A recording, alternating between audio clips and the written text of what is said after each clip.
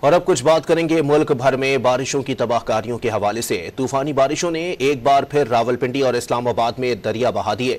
کروڑوں کے فنڈز جاری ہونے کے باوجود نالوں کی صفائی نہیں کرائی گئی، جس کے باعث سڑکیں اور گلیاں تالاب بن گئیں۔ گھروں میں بھی کئی فٹ بارش کا پانی جمع ہو گیا۔ نالہ لئی کی سطح بلند ہونے کے بعد کناروں پر بسنے والوں کو علاقہ خالی کرنے کا حکم دے دیا گیا۔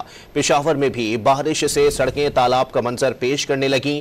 لاہور اور بلوچستان کے بعض شہروں میں بھی آج بادل برسنے کی پیش گوئی کی گئی ہے۔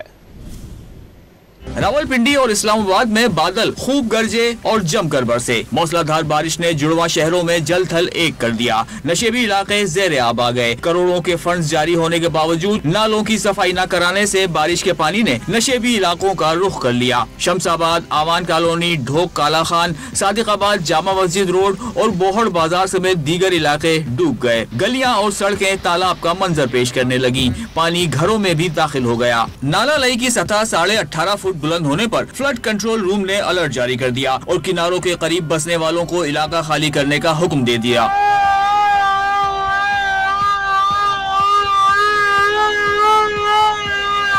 بہاولپور میں طوفانی بارشوں کے باعث نہر میں 50 فٹ چوڑا شگاف پڑ گیا، جس سے ہزاروں ایکڑ زرعی رقبے پر کھڑی کپاس اور دیگر فصلیں زیر آب آ گئیں۔ پانی قریبی آبادی میں بھی داخل ہو گیا۔ بند ٹوٹنے سے رابطہ سڑکیں بہہ گئیں۔ محکمہ انہار کے مطابق نہر میں پانی کا بہاؤ تیز ہونے کی وجہ سے شگاف پور کرنے میں مشکلات پیش آ رہی ہیں۔